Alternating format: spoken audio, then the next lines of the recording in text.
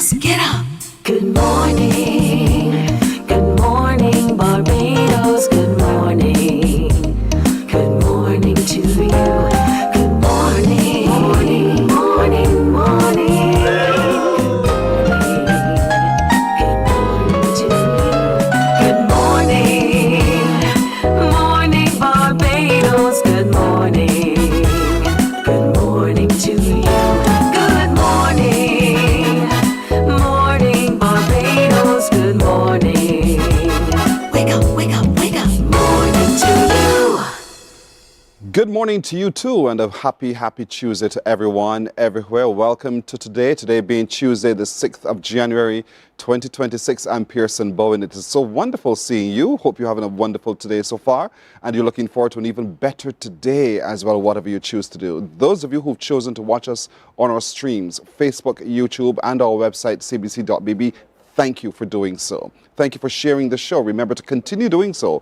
We get excited when you do so. Continue doing that as well. And when you talk among yourselves, talk to us as well. We love to read your comments as you engage with us. And remember, if you know of something or someone whose story has to be told, you have to tell us about it. We encourage you to send us an email with the details. That email address is on your screen. It's morninbarbados@cbc.bb. And to you already, I say thanks for sharing your information and your tips with us. Today being the 6th of January means it's a very special day in the Bowen family. I remember as it was just yesterday when my last sister, my little sister Tracy, was born. I remember being so excited. I ran off to school to tell my friends, oh, I have a little sister, a brand new little sister. And so on this day, January the 6th, Tracy Greenwich, now Tracy Bowen then, was born.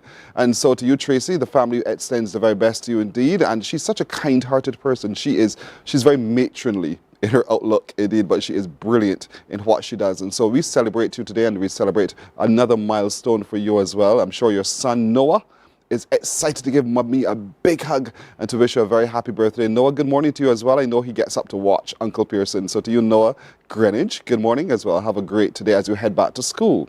Speaking of which, a number of you are heading back to school as well. Pat Ben, good morning to you as well. She's good morning to the crew too. It's back to school today. Back to school today for thousands of the nation's children. Vereen Walker, good morning as well. Have a great day too. And so I'm sure that you are already up. You've packed your bags, you've cleaned your shoes, you've had your lunch set aside, you've cooled and chilled your beverage that you'll be taking to school with you, and now you're getting ready. Get up and get going. Have your breakfast though. Slender Glenda, terrific Tuesday to you as well. She says good morning to all on the page, and we say good morning to you, Slender, as well. Vereen, she's saying good morning to a beautiful morning to all. She says she's thanking God for waking us up today, and we thank him too. We really do thank him too. Good morning, Bacco Corbin. Good morning, Bacco. He says good morning to lovely Barbados. He's happy to be here yet again. He's watching from New York. Bacco, morning to you as well. Faye Roach. Faye, what we come with you, girl? Good morning to you indeed. St. Peter girl. She's saying good morning to everyone everywhere. Faye, a fantastic today to you as well. Thank you so much for joining us online. Carol Martins, good morning. Happy New Year to you as well. Thank you for watching from sunny Portugal. Sunny Portugal. That's good to have you indeed. What time is it there, Carol? Hello to you, Pam Smith as well. Pam, good morning to us. She's watching from the United Kingdom, but she's on holiday. And you're back. Pam, continue watching. Pam, you know where to find us on YouTube, on Facebook, and our website, cbc.bb. Do not miss a beat, girl. But have a good time indeed. Phyllis Licorice, good morning to you as well. She says good morning to the beautiful people of Barbados. Back to school, back to school, back to school. I know for a number of you children, you're thinking to yourself, cheese or bread, because you had a good time during your holiday. But it's time to get cracking yet again. And I hope you've planned your lunch, you've planned your day, had your uniforms all together, and that you have reset your minds to education. I know it's the second term, and often it's sports term, but it's also a term for you to continue solidifying all that you've learned during the first term and get ready for the exams coming up next term. But this is also a term for you to really get your physical activity in, and part of that means drinking lots more of water. Drink a lot of water, exercise and the like. And so as the morning continues, we will share with you some other tips as you get ready for school. So good morning, make your way to school today, little ones, and get ready for education. Also today, we'll be taking a look at the ongoing matter involving Venezuela and understanding what's going on there and how we can all respond, and what are the conditions under which we can respond. We'll be having our conversations on CARICOM in just a moment. We'll be also connecting with the National Organization of Women as we look at the role of women in community and in society today, and what else it is that they think they need to do to be able to be supported as they make a significant contribution to life and our community as well. And also, educator Sandy Field-Kelman will join us as we get the children also ready for school and get their minds reset to ready for life's journey through education. So there's a lot to get to today. But let's get started in our conversations on CARICOM this morning by having Barbados Ambassador to CARICOM, His Excellency David Commichon, with us. We want to look at the Venezuela matter and what matters most in this matter as well. And so, Ambassador, good morning to you. Good morning, Pearson. I want to look at the timeline for just a moment. Saturday morning, we all woke with the shocking news that Nicolas Maduro, the president of Venezuela, was extracted, some say kidnapped, he says kidnapped as well, by the United States of America. Shortly thereafter, we learned the news that CARICOM heads had met and they issued a statement. The Organization of American States also issued a statement. The global organizations rose up to say something is not right here. We need to relook what's happening here as well. Barbados Prime Minister Mia Amor Motley as well convened a press conference because having had her meetings with CARICOM and her governments as well, members, she had a message to Barbados to look and see how it's impacting us and why we ought to have a rule-based system by which to work. And I want to share first that comment, but I also want to put all of it, I put that deliberately into context lest we forget that all of this happened in just one day, in a matter of hours, and how quickly CARICOM responded. So let's take a look at what Prime Minister Motley had to say, and then we'll begin our discussion. The Caribbean community has been the entity that we have chosen as a matter of first principles to align our foreign policy with. When the heads of government met this morning, all of the persons were not there because it was an emergency early meeting. We took a decision that we will wait for other information to become present. And when that happens, we will certainly act collectively, and I do not want in any way to prejudice the integrity of that consultative process with CARICOM. Having said that, I've been very clear that our principles are very, very clear, and that small states, and by small I don't only mean as small as Barbados, but much larger than Barbados, but still considered small. Small states can only survive in an international rules-based order. And that, therefore, anything that happens that runs contrary to that would be of grave concern to us as a people in Barbados, but equally as to the region. So without prejudice, I will await any further consultations on the specifics of this incident, but I just share with you the principles that mean a lot to us beyond the normal international law principles. And so that's Barbados Prime Minister Mia Amor Motley on Saturday when she addressed the nation. And in it, Ambassador, she talked about a rule-based system and international law. Help us understand what that's about. Well, she was very clear that small states can only survive in an international rules-based order, and that is a fundamental principle for Barbados, and anything that goes contrary to that is very concerning for us. That concept of a rules-based order. Now, when the Prime Minister was holding her press conference, the Bureau of CARICOM was actually meeting. You know, they'd had the emergency meeting early in the morning, which was just getting heads together. But the Bureau, which consists of the present chair of CARICOM, the past chair, and the incoming chair, they actually issued a statement virtually right after the Prime Minister's press conference. And I have a copy of the statement here with me. And this statement sheds a little bit more light on what the Prime Minister meant by a rules-based order. So this is what it says. It says, the Bureau of the Conference of Heads of Government of CARICOM, Jamaica, St. Kitts and Nevis, and St. Lucia, convened on Saturday, 3rd January 2026, following U.S. military action in Venezuela. And this is what they said. CARICOM is firmly committed to the fundamental principles of international law and multilateralism enshrined in the UN Charter, including sovereignty, and territorial integrity of states and respect for human dignity. The region reiterates its call for peaceful dialogue through diplomatic channels to ensure Venezuela's stability, good governance, democracy, and prosperity for the people of Venezuela. So that helps to flesh out a little bit more what the PM meant by a rules-based order. So we're hearing about sovereignty, we're hearing about territorial integrity of states, and respect for human dignity. And in fact, I brought along with me Pearson because I would like this morning's program to be a teaching program where we put this matter of Venezuela, what is happening, within the context of an understanding of international law.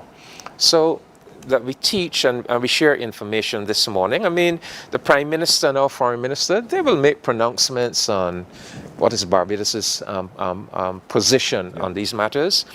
But I think we are in a situation now, I would say what must be a dizzying and bewildering situation for most of our people. And we need to give our people the information that can help them to better understand. So this business of a rules-based order is encapsulated in the Charter of the United Nations. And just kind of to set the context, the United Nations was established in 1945 at the end of the Second World War. And prior to 1945, I mean, the world was scarred with colonialism, slavery. In our own hemisphere, the US President Monroe had promulgated the Monroe Doctrine, which began as a pretty benign doctrine that European powers must not intrude on this hemisphere or try to establish colonies, but quickly evolved into this is our backyard, and we will impose our power on our backyard. And that the doctrine of manifest destiny, that's the destiny of the US to control this whole area. The John Quincy Adams doctrine that the US must pursue security through expansion. Then you had President Theodore Roosevelt, who came with the Roosevelt corollary, which said, we, the United States, we arrogate to ourselves the power to be the regional policeman. And we will, if we see corruption or inefficiency, we have the right to enter and exercise to intervene and exercise police power. And he came with the doctrine of big stick diplomacy and gunboat diplomacy. And all of that led to 2 world wars. All of that led to 2 world wars.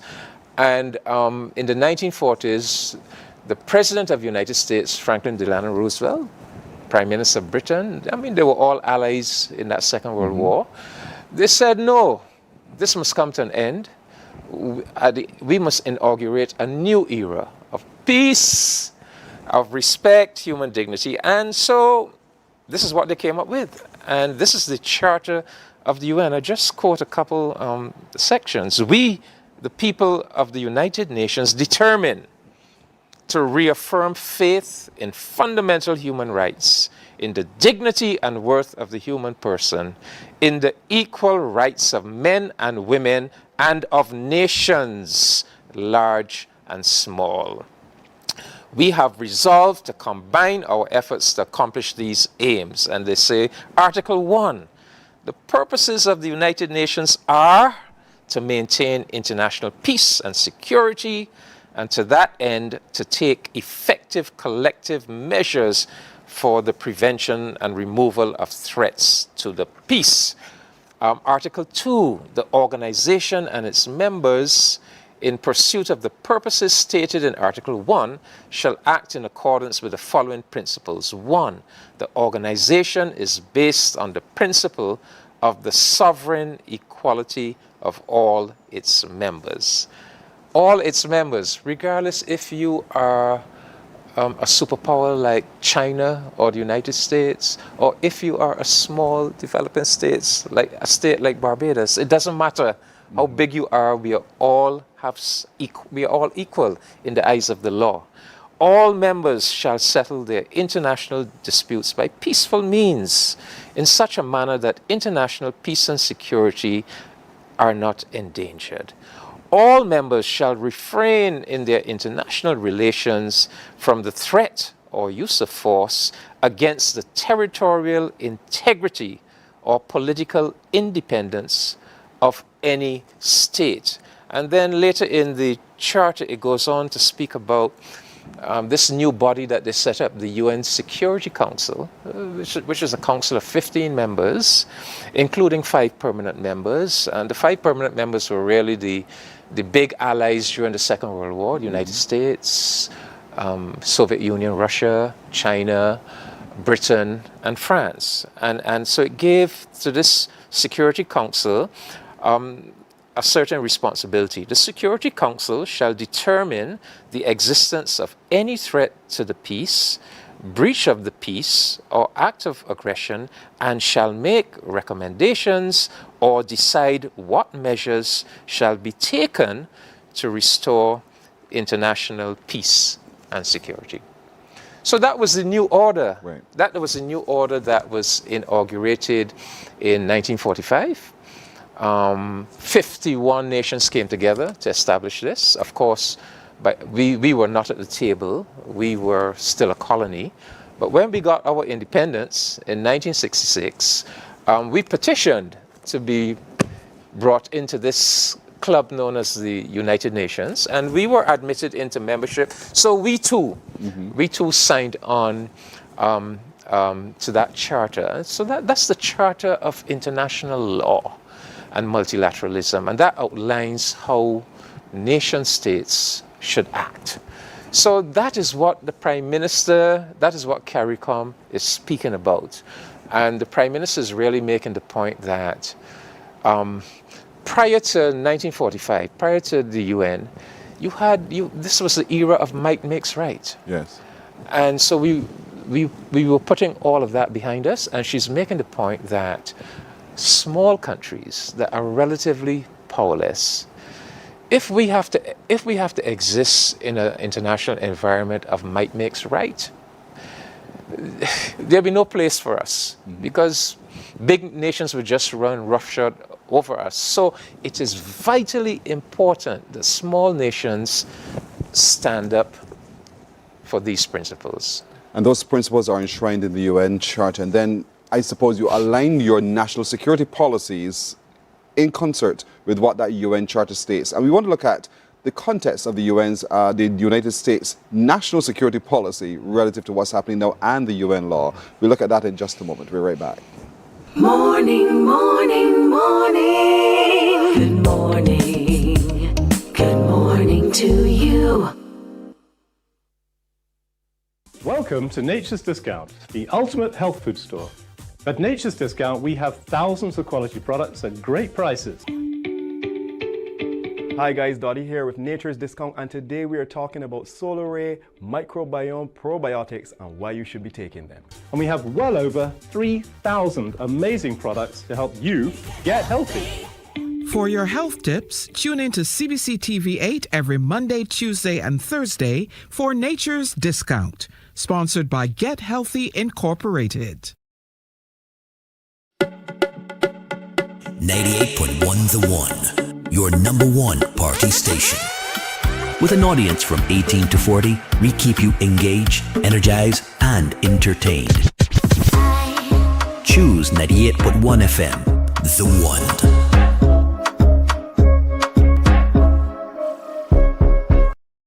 Morning, morning, morning. Good morning. Good morning to you.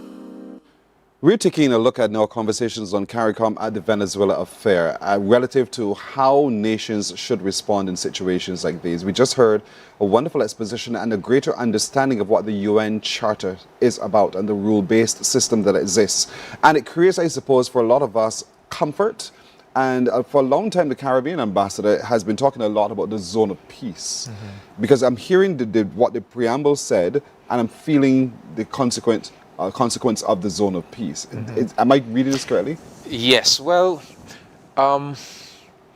in 1978, there was a major debate at the UN General Assembly about disarmament, about the threat posed by all this militarism. And the UN passed a resolution that says, look, regions of the world, we are giving you the right and the power to take your own region in hand and to even deepen the concepts contained here and constitute your region a zone of peace. So they said you are at liberty to even enunciate other principles once they do not contradict the principles of the UN Charter. So that was 1978. And the Caribbean, we followed up on that immediately, because in the next year, 1979, led by Grenada, we went before the Organization of American States, and we had a resolution passed on the Caribbean as a zone of peace, October 31st, 1979. And this is what it said. The General Assembly resolves, 1, to repudiate the concept of the region, that is the Caribbean, or any of its subregions, as a sphere of influence for any power. In other words, this idea that somehow we are somebody's backyard, no. That concept is a non-starter. 2, to stress its support for the principles of ideological pluralism and peaceful coexistence, which are essential to the peace, stability, and development of the region. 3, call upon all states to recognize the region as a zone of peace and to devote all their efforts in appropriate regional and international forums to the advancement of this concept. So that was 1979, where we are saying no sphere of influence, we are not in any sphere of influence, ideological pluralism, which means that all systems, whether you're socialist, capitalist, you should be able to coexist, right? And then in 2014, as the CARICOM, as a member of the larger CELAC, the Community of Latin American and Caribbean States, we all came together in 2014 and we passed the Proclamation of Latin America and the Caribbean as a zone of peace.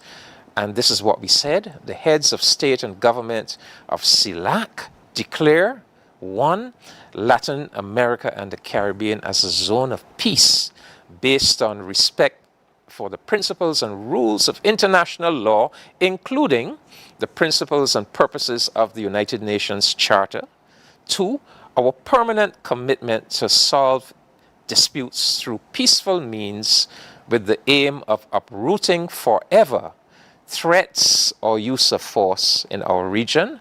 3, the commitment of the states of the region with their strict obligation not to intervene directly or indirectly in the internal affairs of any other state and observe the principles of national sovereignty, equal rights, and self-determination of peoples. And finally, the commitment of Latin America and Caribbean states to fully respect the inalienable right of every state to choose its political, economic, social, and cultural system as an essential condition to ensure peaceful coexistence among nations.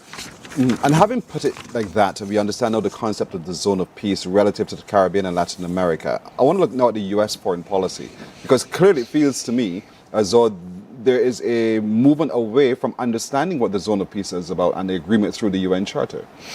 Yes, well, so we have, as CARICOM, we have been trying to maintain that principle of our region being a zone of peace ever since 1979.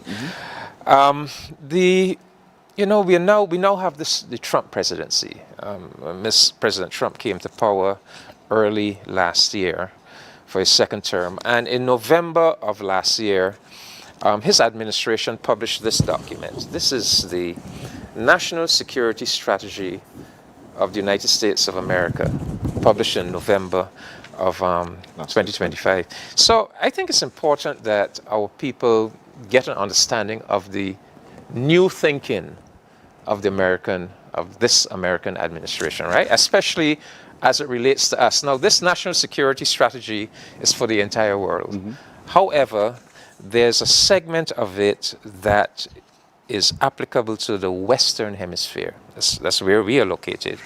And in fact, it's the first region that they turn their attention to, right? The regions, Western Hemisphere, the Trump corollary to the Monroe Doctrine. So this is what they're saying that their position is in relation to our region. The United States will reassert and enforce the Monroe Doctrine to restore American preeminence in the Western Hemisphere. We will deny non-hemispheric competitors the ability to own or control strategically vital assets in our hemisphere. This Trump corollary to the Monroe Doctrine is a common sense and potent restoration of American power and priorities consistent with American security interests. And I'm just reading the portions that are directly relevant to us, not the whole thing. The United States must reconsider our military presence in the Western Hemisphere. This means a readjustment of our global military presence to address urgent threats in our hemisphere. So in other words, we are bringing more of our military assets from other parts of the world into this region of the Caribbean and Latin America. A more suitable Coast Guard and Navy presence. Targeted deployments to secure the border and defeat cartels, including, where necessary, the use of lethal force to replace the failed law enforcement-only strategy of the last several decades, and establishing or expanding access in strategically important locations. We want other nations to see us as their partner of first choice, and we will, through various means, discourage their collaboration with others. The United States must be preeminent in the Western Hemisphere as a condition of our security and prosperity, a condition that allows us to assert ourselves confidently where and when we need in the region. And I just finished now. The choice all countries should face is whether they want to live in an American-led world of sovereign countries and free economies, or in a parallel one in which they are influenced by countries on the other side of the world. And finally, the terms of our agreements, especially with those countries that depend on us most, and therefore over which we have the most leverage, must be sole source contracts for our companies.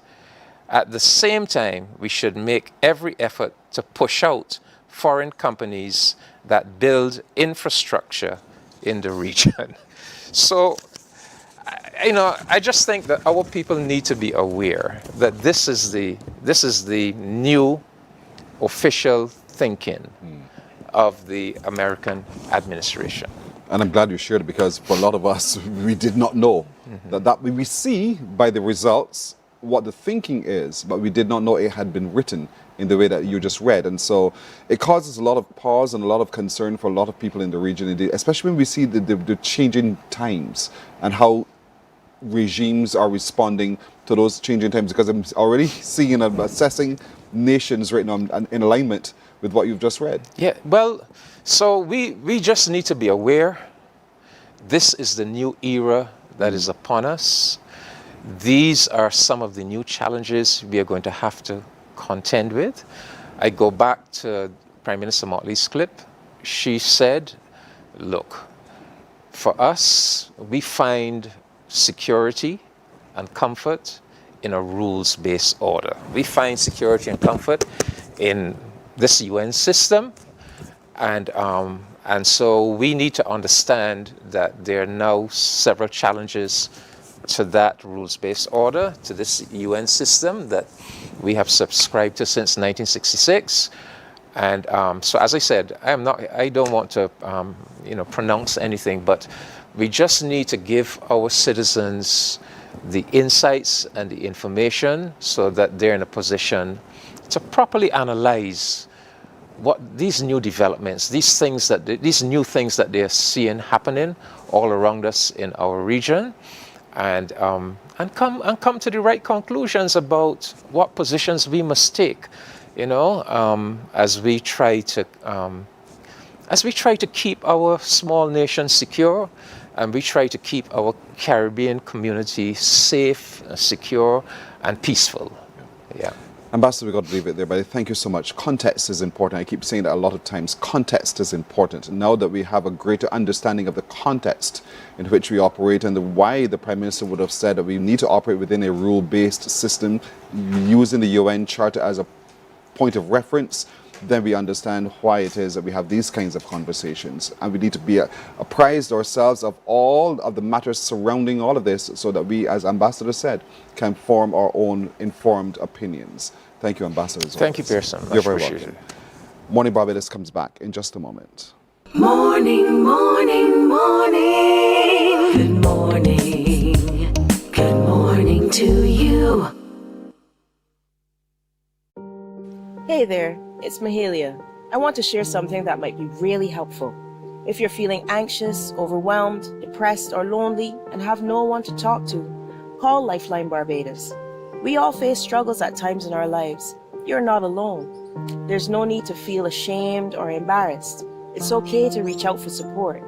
Lifeline Barbados is completely confidential. No one else will know you called. They're there to offer a caring ear and guidance without judgment. And fellas, I want you to know asking for help is a true sign of strength. It takes real courage to reach out. You can also call Lifeline Barbados if you're worried about loved ones who are struggling and you need advice on how to support them. There's a saying, a problem shared is a problem halved, but not everyone has someone they can confide in. That's why Lifeline Barbados exists, to be there for you or someone you care about during tough times. Save this number. Lifeline Barbados is just a call away. Remember, you can reach out whenever you need to talk. Books open your heart, your mind, and your soul. They are educational, entertaining, inspiring, and motivating. Are you an author of a recent book you want to share? Then Mornin Barbados would love to feature your book in our The Next Chapter segment. Send us an email to morninbarbados@cbc.bb. That's morning without the G. Come and let us turn those pages together.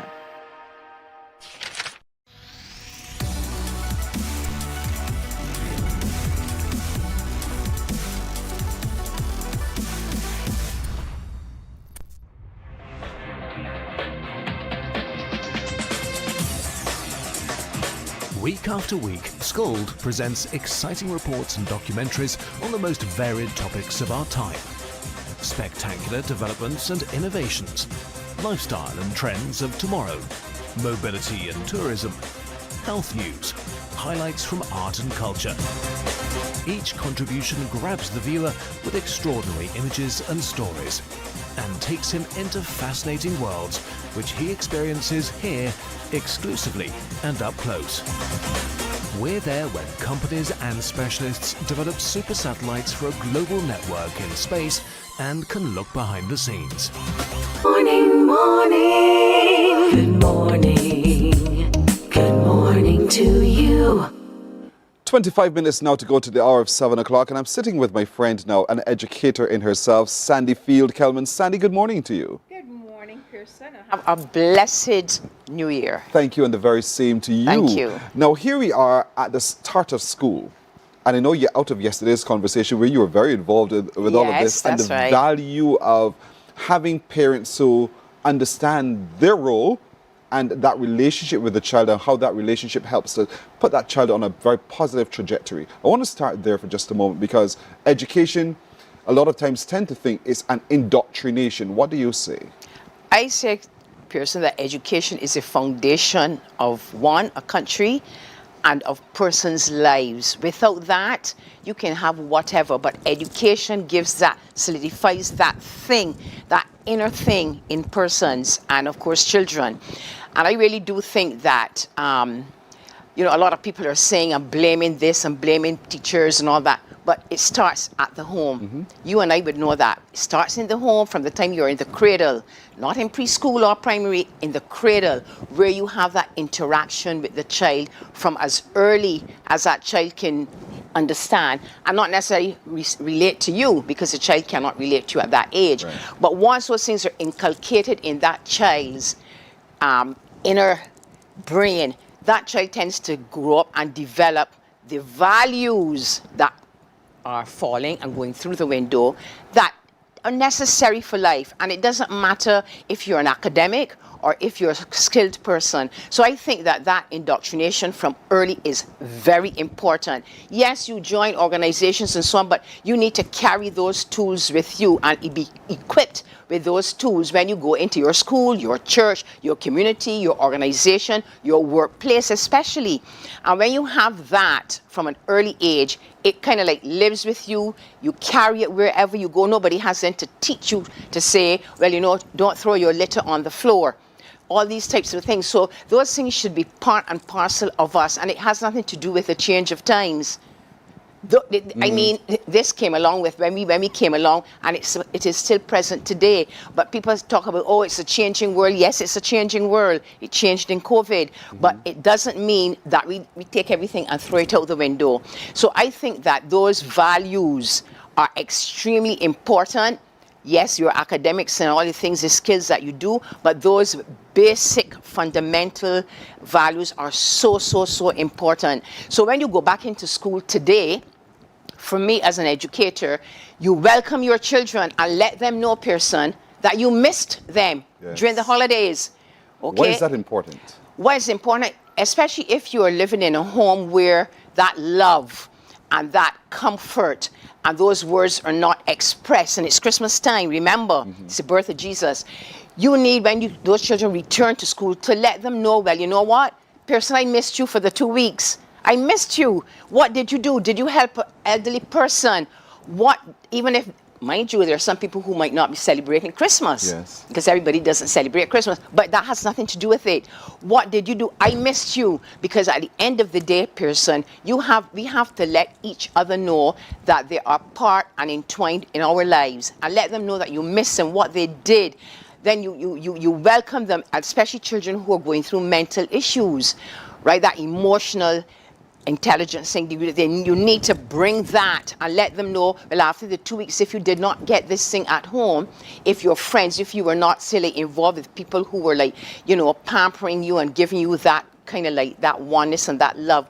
Here I am, the first day of school today, Tuesday, the 6th of January, right? I am telling you that I miss you. So you let the classroom know that, let the children know that, and embrace them. Then you set the perimeters for the term. Let them know, you know, this is BSAT term. It's sports term. And even though it is our sports term, these are the things, the procedures that we are going to have for the term for school. The rules, the regulations, all of the things that you need to let children be reminded of. Because remember, some children might forget, especially if they're new children. Then sometimes in the new school term, you can have 1 or 2 new children. That can happen. Yes. So you set that tone and that perimeter for the child to know, well, here I am now your mother. Because a teacher really is everything. Doctor, mother, lawyer, comforter, guidance counselor, everything that teacher's supposed to be. So you have to kind of like pass that on to the child, whether it's a girl or a boy, so that they feel that sense of comfort and wanting. Belonging. And belonging. Yes, you know, I come to school, but here's my home where I belong, because school should be an extension of your home. because not all of us would have had the situation where our home was that little comfort zone. So you as a teacher, whether male or female, you have to provide that. Whether you're coming to teach geography, French, English, whatever. And that is what I think is lacking in a lot of schools today. Because a lot of times one would assess that teachers are doing it for the job. They're not seeing the value of the input into the lives of these children. Exactly. But, you know, Pierce, remember, it's a new time. Yes. And some people will tell you, because I've had people tell me, you know, Sandy, I'm just going to be teaching Pearson. I'm not going to be telling him he must sit straight, not cross his legs, take off his bag and put it on the back of the chair. Those things for me as a teacher, regardless what you are teaching, you have to give that empathy to that child. Because as I said, Pearson, not every child would be, you know, exposed to that at their home, at his or her home, whether it's mother, father, grandmother, whoever. And because of times, you know, everybody's fast-paced and so on, people don't kind of like, well, you know what? Have a wonderful day. Yes. Let me know how your day went. Share something with another student. If you have 2 sandwiches, that's what I did at school. Share your sandwiches with another child who might not have. So the teacher has to set that. But you as a teacher, you also have to feel it in your heart. That's right. There's a concept that says sticks and stones may break my bones, but words just can't harm me. Exactly. And that is not true. Let's turn it on the head for just a moment. Because we tend to think as adults that the little minds are not assessing as it goes, because the child just cannot respond to you verbally in the way that you would want it to respond, or to help you think it's adult and it understands. Yes. But children are always from birth assessing every single thing we do. That's right. Determining even from birth what they think they want to do. Exactly. They internalize. Pearson, when I remember when I was teaching this little girl, she was just about 3 months, I used to tell her name in the cradle. Your name is Mary Jane. You are Mary Jane. Good morning, Mary Jane. And of course, she cannot respond to that. And from the time she was able to speak, you know what she said? Auntie, my name is Mary Jane. I mean, that was not her name. I'm just using that. Yes. But I'm saying that child internalizes, and that's why it's so important when you are pregnant. You really and truly supposed to be reading and speaking to that child in the womb, because it makes a total difference when that child is born. That child has everything in there. We must read and connect and speak, and that is why speaking is so important when you meet people. So how was your day? You know, people just say, oh, my day? Good. You elaborate on that so that that child develops that. And that child, I mean, she's now 17 years old, because I'm still in touch with her, and she is so articulate. Wonderful. Well done, Mary Jane. She's so articulate because I always was in conversation with her in the cradle. So she was internalized. She was able to say her name, because that is what I spoke into her being.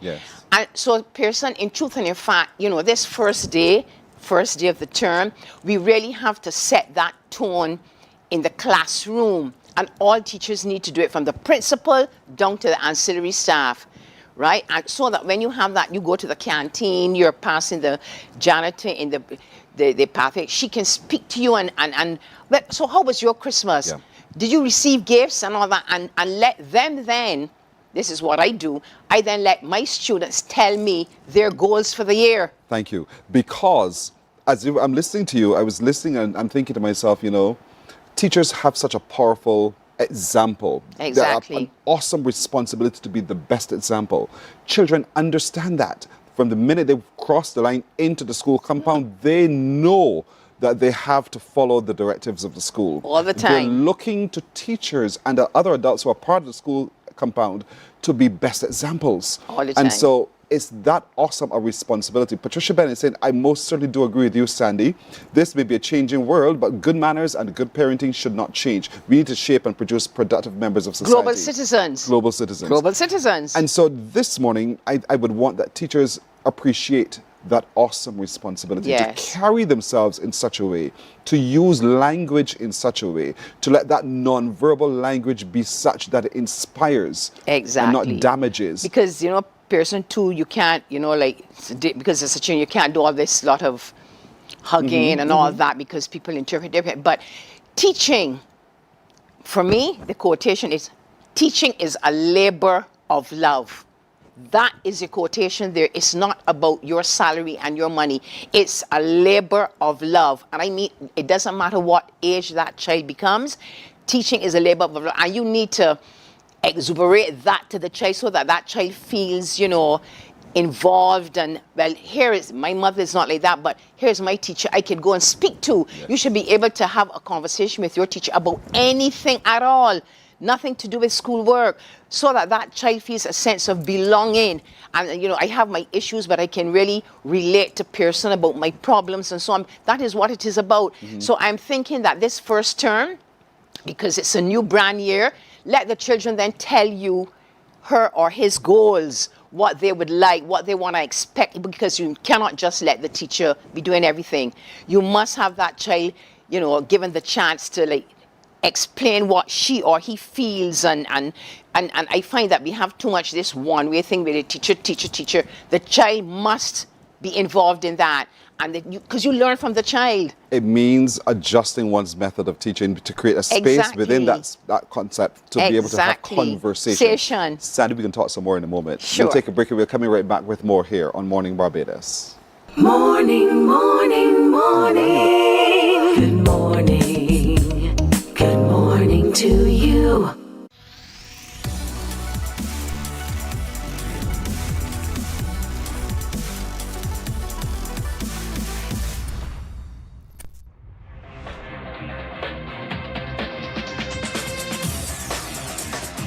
Week after week, Scold presents exciting reports and documentaries on the most varied topics of our time. Spectacular developments and innovations, lifestyle and trends of tomorrow, mobility and tourism, health news, highlights from art and culture. Each contribution grabs the viewer with extraordinary images and stories and takes him into fascinating worlds which he experiences here exclusively and up close. We're there when companies and specialists develop super satellites for a global network in space and can look behind the scenes. Scold is a window to everything that is there or is yet to come. Fly with us through time to better understand today and tomorrow. You've always wanted that.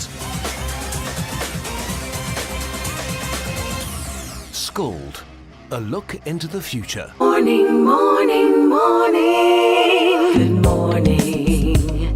Good morning to you. We're talking education on this first day of back to school with Sandy Field-Kelman, herself an experienced educator. And I want to look now, Sandy, because as we brought, looking at the curriculum in such a way that it creates a space for the conversation, for the child to be able to say, this is how I feel, this is what I would want to aim for, and for the teacher to hear. Let's talk about how easy or difficult that could possibly be in the school environment. Sometimes for the child. Well, first of all, Pearson, as you know, the curriculum now is, vast. And you will find children who are not interested in certain subjects, because I've come across that. And let us say you are teaching, say, home economics. Not everybody will want to do that. But because we want our children to have a wide knowledge of everything, because you do not know what you're going to be doing in life, you have to be able to interact with that child with that particular subject. Mind you, it might not be your subject either that you're teaching, but because you should have, as a child, adult growing up, you should have been able to touch on these various things in your life. You should be able to bring that child or those children into that space where that home economics program will be taught, so that that child feels, and I always believe in show and tell, very important, because some children would not have been exposed to it. And you bring that child into that idea, that space where you want that child to say, become, well, in the hospitality industry, doing home economics and so on, and food and nutrition, et cetera, pastry chef and so on. And you should be able to take that subject and make it something interesting by speaking. Again, you must have these conversations. So a teacher really supposed to be a talker. No, really, not just come and teach your subject. You're supposed to be a person who can really talk and get that child to think like you, because That's what you want, to bring out the best thing in that child. So with the curriculum, because it's so vast, I find that nowadays a lot of people just stick to the norm. In other words, the person just wants to do mathematics and that's it. And things are being taught differently today. Mathematics is one. It's one of the subjects, it's being taught differently. I mean, you and I would not know that method. That's right. But to me, a subject is a subject. You still can get into it. So I'm thinking that the teacher needs to really grasp, and that if you are a wide, broad thinker, you should be able to touch on everything, even a subject like Latin, which they don't teach now. But you should have been exposed to those things as a teacher coming along, even when you were doing your studies. It's not your major, but you have an idea of these different subjects. So the curriculum is so vast now. You're supposed to be able to teach that child and help that child make that decision as to what she or he wants to do. Because as I said, they might not even have thought of that, or maybe thought of home economics, but you can, because I know lots of children who did subjects and who did professions who did not set out to do that. So that is so important. Again, it goes back to having that one-on-one conversation, and one-on-one is so important. And that is why, Pearson, a class should not have more than 15 children. Why do you say that? In our time, we got away with it, but in this modern day, you cannot have children, more than 15 children, because why? One, you're going to have children who are dyslexic, who have dyspraxia, who have ADHD, who have on the spectrum of autism, different challenges. Children who just don't speak. Not that they have any issues, but they just don't have that in them because it came from the home. So you, as a teacher, should not have to have more than 14 or 15 children in that classroom. And I really want to see in our educational system now going forward, as of today, 15 children, because I cannot reach you, Pearson, if you have an issue and a challenge. Okay, and it's not fair to the teacher to teach 20 or 25 children with different challenges in that classroom. What happens is a lot of those children get left behind. Even though I believe in mixability, okay, I believe in mixability. People do not believe in it. I believe in it, because that child who has issues can come up to the plate. So 15 children are enough in this present day we are living in, because life has changed. Children are different. They think differently. They don't think like us. They have a different mindset. So therefore, that child who has that challenge should not be placed in a classroom with more than 15 children, so that that teacher can effectively give that child his or her one-on-one at the time that he or she needs it. So 15 children are enough. A lot of people say 25 and 30 children, Pearson, that was in our time. Yes. That's unheard of in this modern day, 2026. And that's something I'm really kind of a thing for me, a pet peeve for me. I really and truly want to see our education system go down to that. Then when you have those conversations, as you come in for the new year, there are so many things, other things that you can share with that child at lunch, after school, before school, so that child feels part and parcel of that 15 children in the classroom. So that is extremely important, and I want to see that happen today in this country, Barbados. Matter put to matter. That's right. Now, it's the sports term. And I go back, my memory goes, love it. Let me tell you, my memory goes all the way back to secondary school. And as boys mature, they smell different. Yes. When they play. And so I remember there was one in third form, when we were, there was a female teacher who hated whenever we came back from PE, because for her, we smelled. And so she expressed that. Of course, she was put in her place to be told, that's boys. Yes, you have to understand that's boys. That's boys. And I want to talk from that perspective as well, because the teacher today, do you think the teacher today is as aware of those differences and how boys grow differently? Let me put it that way. Some of them, more so in our time, they did. Remember, Pearson, I always have to go back, and I am a very straight talker, very straight talker. And it's not about offending anyone. A lot of our teachers today sometimes are not aware of a lot of stuff. Remember, they would have come along at a different time where, as you said, not in your time, where boys were smelling. A lot of boys now don't want that. After school, I have seen it myself. They go to the bathroom and they fix up themselves. Okay, wash their face and all of that and make sure that they're not smelly and sweaty. Whereas in my time, boys were sweaty. Okay, that was a thing. And to me, that's a real boy. So I'm saying, and I even experienced it in my own school where parents would wonder, why is person so sweaty this evening? That was not how he left home.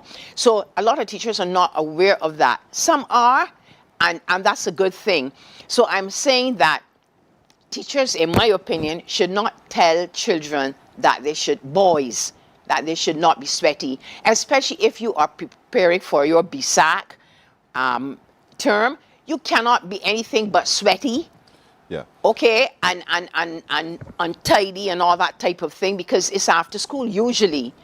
Right? And it requires you to be so anyhow. Exactly. So it's a teachable moment for teachers. It is. To be able to have that conversation that guides the boy to how to manage himself when he gets all sweaty. Exactly. So that he's still able to coexist with Exactly, because, you know, you don't want, obviously, to have, but again, all of those things come from home, because a boy at a certain age should be using, I'm talking straight, deodorant. Yes. Right? You should not leave home like that, because you're going to, especially because not everybody has the same internal smell. So a parent needs to see to that. And these are things, and if the parent does not know that or see to that person, guess who's supposed to do it? The teacher. Is supposed to instruct that child and let that child know, well, you know, you have a little odor. So I'm saying a teacher has to become like a mother and do all these little things to help that child. Marcia Rock is saying a great teacher leaves a lifetime memory in your heart. Exactly. She or he will always be in the heart. Exactly. And that's what it's about. Talk to the parent today, because it's the first day of school. How to deal with the child when the child comes home, because oftentimes we become so concerned. Oh, you home? All right, put on your bag and go, whatever. What should we do as adults and caretakers of our children when they come home every day? I think, Pearson, that, and I'm going back to my time as a child at school, your parent's supposed to, first of all, give you a hug. You might not have gotten it in the morning because some reason, traffic and all that. You might not have gotten it from your teacher. And I really do think that teachers don't have to give this big, big hug, but some kind of expression of, you know, care and want. That's very important, and especially when you have not seen these children for a while. So a parent in the evening should hug that child, whether it is you coming by the bus, you're walking in the car, and turn your attention, turn off the phone, and turn your attention to that child. How was your day? Especially if it is a new school that the child has gone into. How was your day? Did you make any friends? What did the teacher tell you? What are your plans for this term? Have not a one-liner. How was your day? That's it. Okay, I'm driving. You have to have a conversation, communication with that child. And that is how that child builds also his or her own articulation for speaking. Yes. You know, so did you eat your sandwiches? No, Mommy, I didn't eat the sandwiches. In my case, when I was going, so I said, yes, Mommy, I ate my eggs, but I didn't really eat the eggs, right? Yes. I hated eggs. So I'm saying you have that conversation. So that drive from here to St. Lucie or wherever you live should be focused on that child. The question why is a good opener for a conversation. Yes. Why? Tell me more. Why? And it goes from there. Very briefly, Stan, because I'm taken away from time. What's your best advice? Because children are also preparing for the 11 plus. They know it's coming up.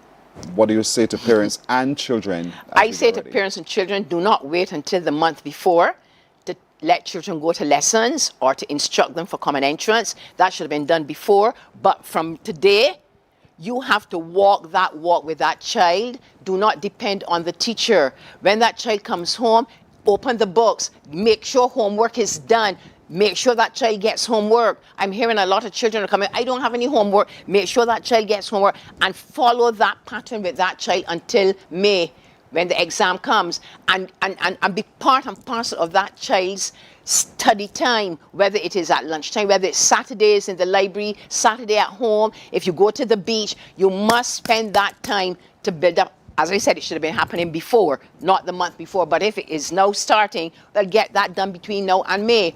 And I want to just plug in here the Barbados Association of Reading. We are opening our membership to other parents and other persons to join the Barbados Association of Reading. And Pearson, today starts the National Year of Reading in the world. We have Literacy Day in September, but today starts the National Day of Reading. And what they're trying to do, they're trying to, mesh it with other things, like other skills and so on. Right. So it's a National Year of Reading starting today for the entire year.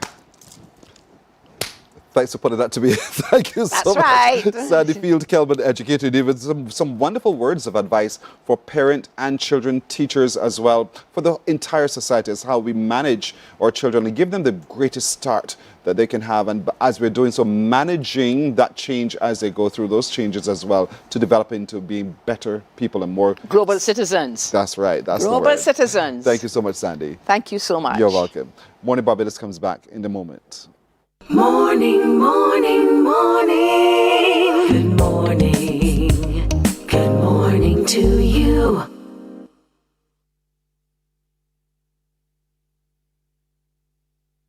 Our world today is not the world God wants it to be.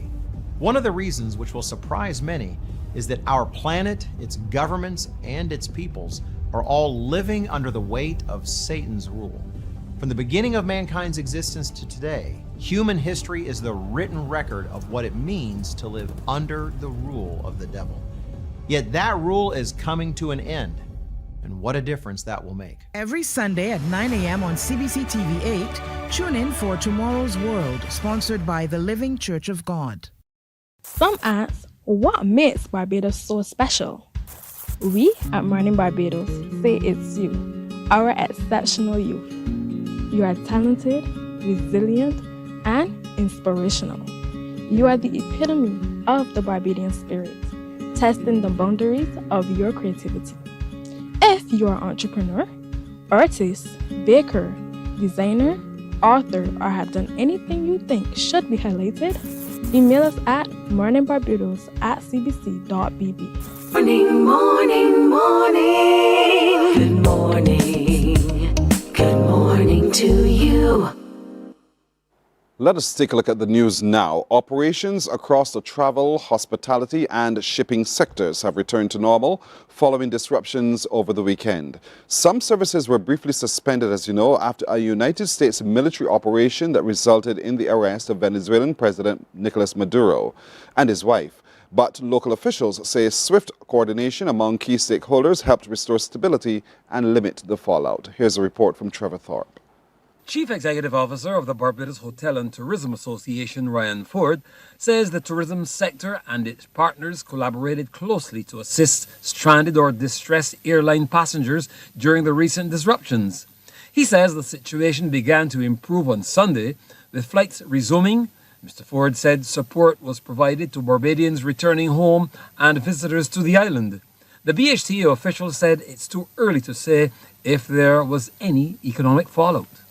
However, we are in a very strange way happy that we were able to work together in a fast and distinct way to accommodate those guests here on the ground and for them to enjoy a little bit more of Barbados and that experience that comes with that, at least to put their mind at peace as well as our members and businesses in Barbados.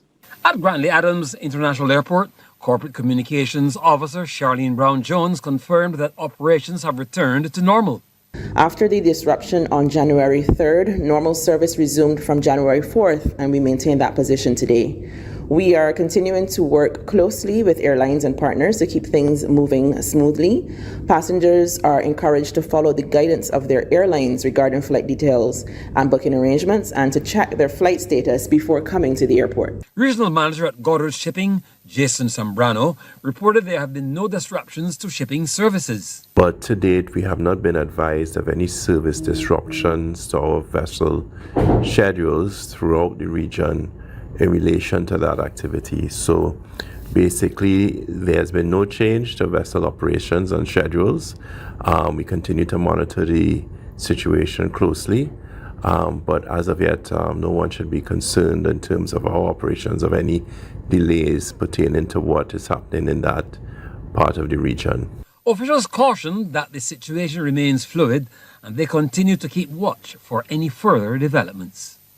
Trevor Thorpe. The Democratic Labour Party is ready for the next general election. That declaration from opposition leader Ralph Thorne 2 days after political scientist Peter Wickham said the only political party that's ready is the Barbados Labour Party. At a press conference yesterday, Mr. Thorne said the DLP has already selected candidates to run in all 30 constituencies, and he said they've been out canvassing with constituents. The opposition leader also reiterated that he will be contesting the St. John seat. We have assembled 30 honest and upstanding citizens who pledge to take this country forward, who pledge integrity legislation.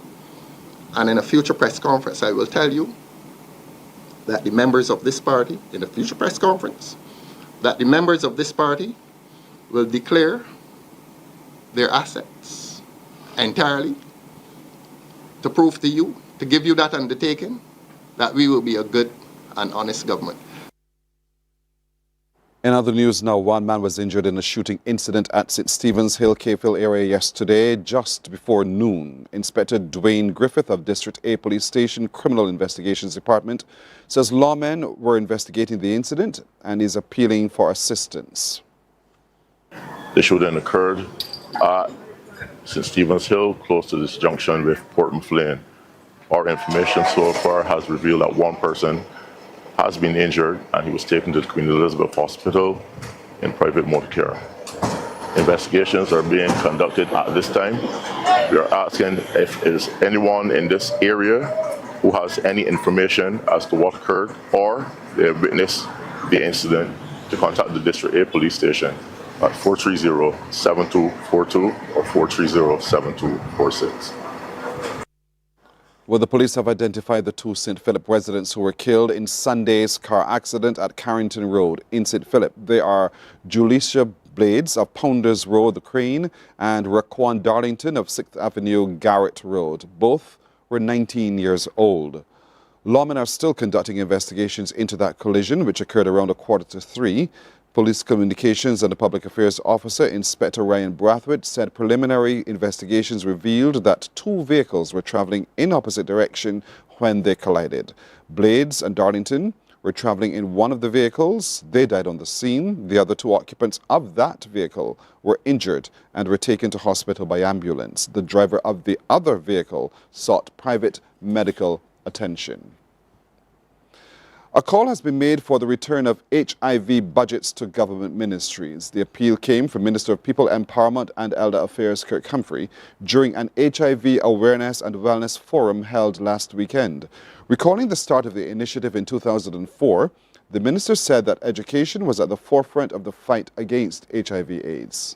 But yes, we can do the big national HIV campaigns, the Speak Sister, the Man Aware, but I think being on the ground consistently, is going to be part of it. There used to be a time as well where every ministry had an HIV budget, and I felt that reaped good rewards. I think it's one of the things that we have to go back to, recognizing that there's been a regression. Go back to where every ministry has an HIV budget, where sports is talking about HIV, culture is talking about HIV, the Ministry of Finance is talking about HIV, because you could potentially reverse all your gains in a very short space of time if you are reckless and if you're not consistently concerned with education. And therefore, I think that's one of the things that we have to be able to do as well. Organizers of one of Barbados' annual events are giving back to the Queen Elizabeth Hospital. The philanthropic gesture is from Belladonna Events. One of the organizers, Alicia Nowell, explained that last year they began their Give Back program at a special needs unit at one of the island's primary schools, and this year they've started with the QEH Neonatal Intensive Care Unit. This department holds personal significance to Ms. Clark and myself because both our children who are present here this morning would have benefited from that unit when they were newborns. So this morning, we are basically giving the unit Pampers, Vaseline, onesies, receiving blankets, and hats. These were all requested from the unit. So this is from us to the hospital. Well, Senior Nursing Officer with the Women and Children Directorate at the QEH, Donna Toppin, says they always welcome donations like these. She says it will go a long way in assisting the patients in the NICU. As a hospital, we form partnerships with other organizations because we know that there are times when these items become very necessary, and they always come in at a time when we will welcome the donations. And we hope that this service will continue, and we welcome partnerships like this to help ensure that our population is well taken care of. And that's our news until now. We'll have more news coming up at noon right here on CBC TV8. Morning Barbados comes back in a moment. Morning, morning, morning. Good morning.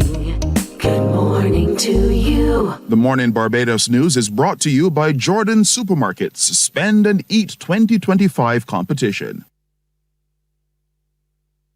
Some ask, what makes Barbados so special? We at Mornin Barbados say it's you, our exceptional youth. You are talented, resilient, and inspirational. You are the epitome of the Barbadian spirit, testing the boundaries of your creativity.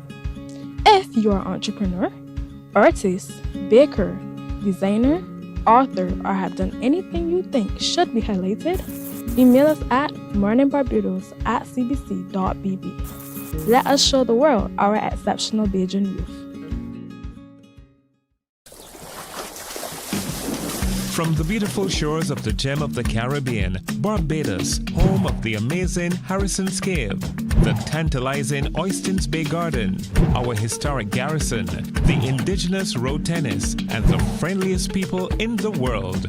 We are 94.7 FM, the ultimate Bajan experience. There is a saying, you can find a Bajan anywhere. Are you a Bajan living abroad? Or do you know of one who has migrated to another country? Well, we at Mornin Barbados would love to have you or them on our Bajan Affair segment. Share your amazing stories, experiences, and how you have adapted to a new culture. Send us an email to morninbarbados@cbc.bb, and together we will travel the world.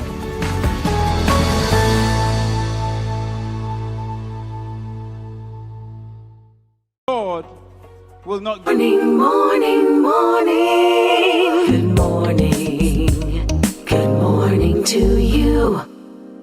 We're 12 and a half minutes after 7 o'clock. That means either you are already headed to the bus stop, you're almost ready for school, you're walking to school a little later on, but you're up, children, and you're getting ready for school. Parents, don't see this as one of those bothersome times. This is an exciting time for you to be a part of how your child gets ready for school. And so if you shift your thinking just a little while, you can have some fun.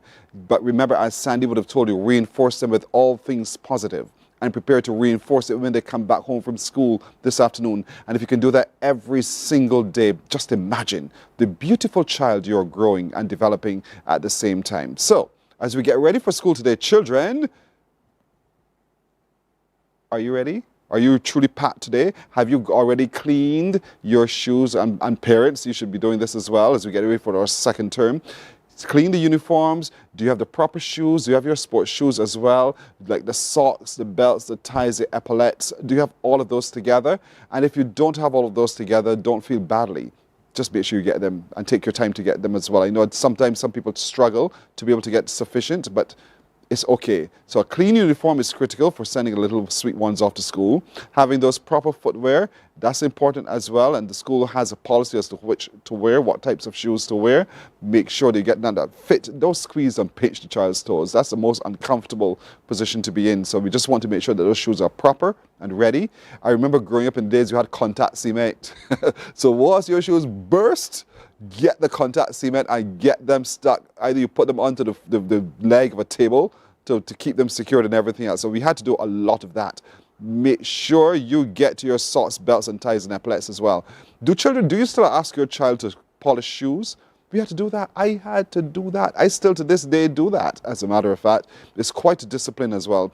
Part of the getting ready for school is not you parents doing everything. Get your child to also do some of the work, which is polish your shoes, clean your shoes, whether it be the regular school shoe or the school sports shoes. Make sure they're clean and tidy, and set your bag by the door. Those are things we have to do so that as you're leaving, you pick it up and you're good to go.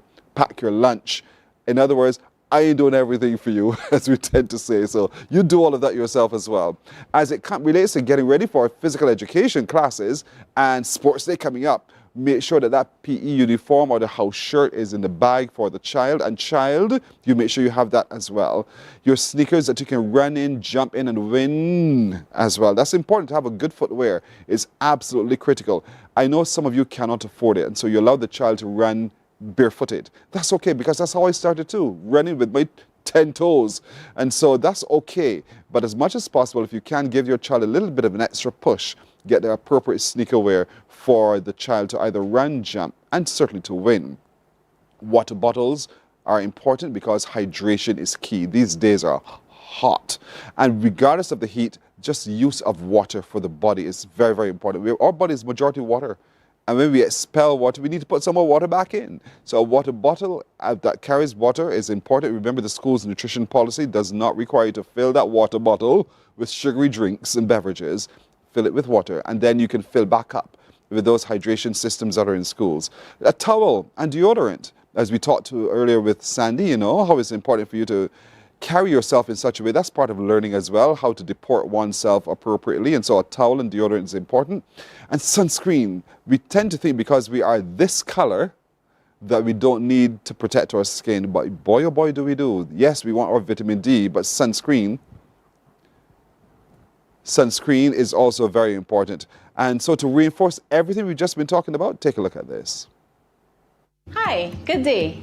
I'm Auntie Diane to some of the children in my life, but I'm also Dr. Diane Brathwaite from the Barbados Diabetes Foundation. So it has been shown that consumption of sugar in excessive amounts contributes to diabetes, hypertension, cardiovascular disease, acne, concentration problems, putting on excess weight, and I could go on and on. Do you know that some of your favorite juices, soft drinks, flavored waters contain as much as 6, 10, 12, 17 teaspoons of sugar? 17. 17? I bet you didn't know that 1 teaspoon of sugar is equal to 4 grams of carbohydrates.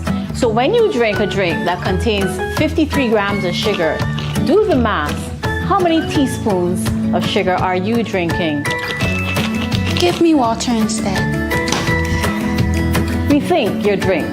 A message from the Heart and Stroke Foundation of Barbados and Partners. And of course, as you train your taste buds again, you realize that water does have a good taste. I think water has a fantastic taste, as a matter of fact. What's your favorite brand? You drink your favorite brand, but drink water. Drink lots and lots and lots of water. Flush your system. You'll have better skin. You'll realize that life is so much easier to be. You sleep better with your consumption of water. Some other school bag basics I want to share with you, because it's not just this design and the style of bags. A lot of times parents spend so much money looking for the latest fancy bag for school. Sometimes a very simple bag is what is required, but within the bag should be books and notebooks. Books and notebooks. I'll say it again because some children hate to hear the sound of the word books and notebooks. That's absolutely important. Take your notes, then revise your notes as you do so as well. And so that's important to have in the bag, books and notebooks, and a pencil case that is well stocked. If you're in the secondary school, you know you've elevated now to having the pen. In primary school, we go with the pencil and the erasers and the like indeed. So all that is required to give your child the best start every single day, be sure to have. And then, of course, you fuel your day with healthy snacks and a packed lunch. Parents, do not negate that fact. Nothing bothers a human being more than just being hungry. Being hungry bothers everybody, whether you're an adult or a child. And so having snacks, healthy snacks, and a packed lunch that the child can reach to make sure that they attend to the hunger when it occurs is absolutely critical. Take a look. Hey parents, my name is Stacia and I'm a mom and a nutritionist. I know mornings can be hectic, especially that marathon before 8 a.m. Just getting those lunches ready for good health and energy throughout the day. No guilt, no judgment here. I know many of us have added those juice boxes and chips into the lunch boxes. All right, time for the face-off. On the left is an unhealthy lunchbox and on my right is a healthy lunchbox. Let's unpack the content. On my left, we're going to find more of that juice drink, which has tons of sugar and hardly any nutrient value. You might even pack that salty snack, or you might pack a lunch that is just white bread, no dietary fibers in there, which is very important for our kids, and that protein that could be a bit salty as well. You might even include that cookie. Now, there's not a problem to have a cookie at times, but the overconsumption of these unhealthy foods are impacting our children in a large way. On my right, you might consider a more healthier lunchbox. And it doesn't have to take a lot of time either. You can pack a fresh fruit, high in potassium, all the nutrients you need to get that child through the day. You might consider a yogurt, rich in calcium as well for those strong bones and healthy teeth. And that lunchbox can also comprise of a healthy sandwich made of whole grain bread, slip in a bit of those veggies, and maybe another fresh fruit just to get them through the evening. And if you dare to consider adding a snack, look for those healthier snacks that are low in salt, low in fat, and certainly have some fiber content. And always, please don't forget, pack that vital nutrient, water. Costs you very little, but is important for growing children. So, which lunchbox would you choose? Let's raise a generation of healthy children for Barbados. I agree with you. But knowing me, I want both lunchboxes because everything in each lunchbox looks good to me. But a healthy lunchbox kit is important indeed. Remember the school's nutrition policy. We shouldn't turn a blind eye to it because it gives our children the best start indeed. And the other part that is absolutely important is when the day is done, make sure you create that discipline in your child that this is bedtime, turn everything off and go to bed. The number of hours of sleep is important in a child's life. Children sleep a little bit longer than us adults, and so they need to be able to have the requisite number or they'll wake up miserable, as we tend to know it indeed. And so then they're going to school rather sluggish and all the rest indeed. And so early bedtime is important. So whereas during the vacation you allow them to stay up till thy kingdom come, not once school is in, they will adhere to the bedtime times. So we want you to make sure that you enforce the early bedtime from tonight. On the weekend, they can have the little bit of latitude, but during school week, bedtime, be restrict on it indeed. Set the alarm clock if that's important as well, because the child might be struggling with being able to wake self up. So set an alarm if that's important. Maintain always that positive attitude. Encourage your children to do better and to do well and to compliment them when they do. That's important, to share compliments. We tend oftentimes to think, well, you should have been doing it anyhow, so I don't have to tell you that. Yes, you do. Yes, you need to be able to reinforce that positive, the thing that child needs to keep them going as well. And turn on the team spirit. Let's do this together. Father, mother, brother, sister, grandmother, everyone, let's do it together because our children need us to be able to do so. Take one more look at this video.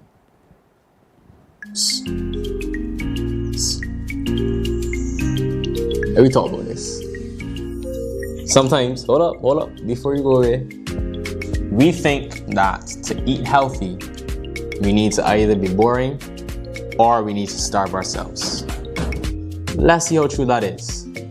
Here, we have a fast food meal and it amounts to about 2,200 calories. One meal. You got your milkshake and your soft drink, as well as those french fries and the burger. Let's see what we could get eating healthy. Nice breakfast. Your plantain, watermelon. Who loves watermelon? I love watermelon. Your boiled eggs and some toast as well, whole grain.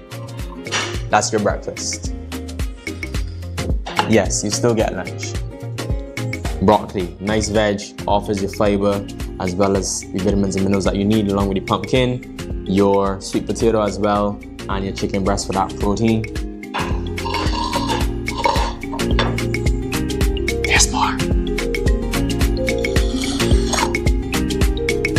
Another meal, breakfast, lunch, and dinner as well. Sweet potato again, pumpkin. You get tomato for some variety, and some nice beef that we pan-seared with some olive oil to have like a burger patty situation here as well. Oh, I'm not done. Sorry. Okay. Something light to top off the night, you know. Yogurt as well as some kiwi. Fresh, light, splendidly delicious. Okay. 2,200. Can you guess? Can you guess? Less than 1,500 calories. I'm just saying. And comparably, this looks a little dull. This looks a lot more lively. Oh, I'm not done. Still.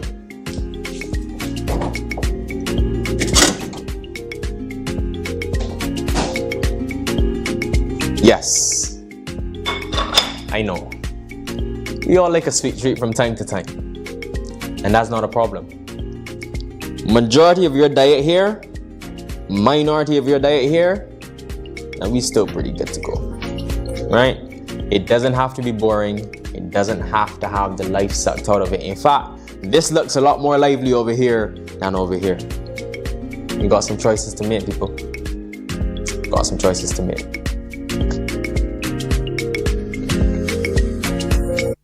I know you're asking, so what do I wash it down with? You didn't tell me what to wash it down with, but water. Drink more water. You just saw it on his shirt as well. Drink more water indeed. So those are some ideas that we shared with you as to how you can create healthier meals, healthier meal options that are delicious, tasty, still looks good, and your child comes away better for it.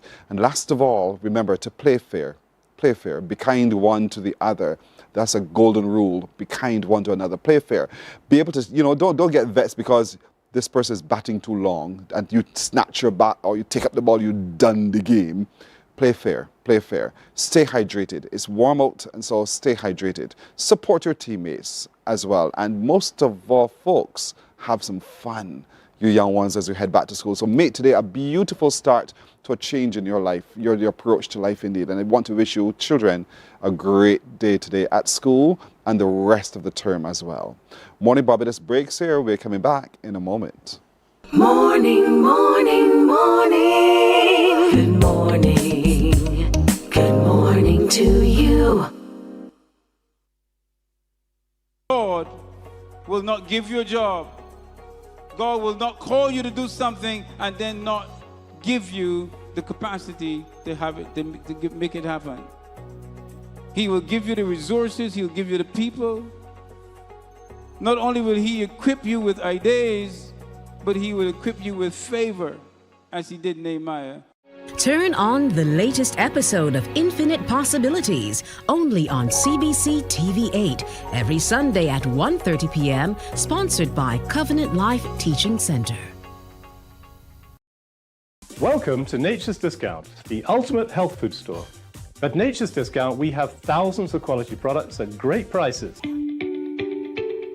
Hi guys, Dottie here with Nature's Discount, and today we are talking about Solar Ray, microbiome, probiotics, and why you should be taking them.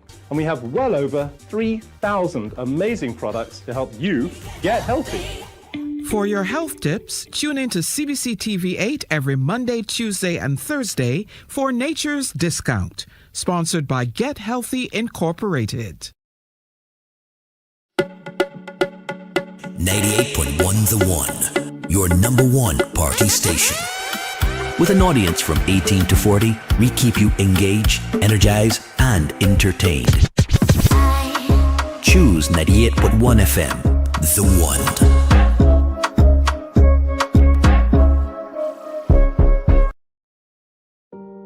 Hey there, it's Mahalia. I want to share something that might be really helpful. If you're feeling anxious, overwhelmed, depressed, or lonely, and have no one to talk to, call Lifeline Barbados.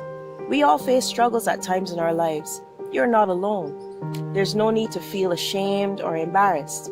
It's okay to reach out for support. Lifeline Barbados is completely confidential. No one else will know you called. They're there to offer a caring ear and guidance with Morning, morning. Good morning. We're 7:30 in Barbados and the Eastern Caribbean. Children heading out to school. It's 7:30. 7:30. If you have to take the 8 o'clock bus, you get cracking here. Don't waste any time. Don't dilly-dally indeed, but travel to school very safely indeed.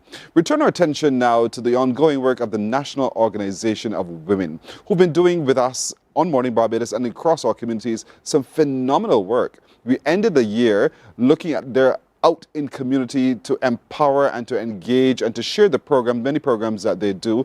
And it's an umbrella body that encompasses a number of other organizations that also support the work that they do. The president is with me, Melissa Savory Gittins. Good morning to you, Melissa. Good morning and Happy New Year. Yo, stop. I wanted to say it first. Yes, Happy New Year to you as well. You. How did you spend your time over the holidays? It was good. It was quiet. I do my favorite thing, which is cooking. Yeah? That helps me to... What do you like to cook? Anything. Anything? Anything. What did you cook? I did green peas and rice, turkey, ham, pork, salads. And you did that by yourself? All by yourself? I like to cook. When I'm stressed out, because the kitchen is in a mess and there's lots of food around. I like to wash up. You like to wash up. So we will work good together. We could work together. We will work good together. I cook the food and you do the cleaning up. But there's something very therapeutic about washing up as well, When you see the finished cleanliness of the dish or the pot or whatever it is, it's tremendous. Tremendous, yeah. And that's good. And so I'm saying that as well because folks at home watching don't think it's too much to ask your boy child to clean up, huh? Of course. Cleaning up is a good chore. It's a really, really good chore.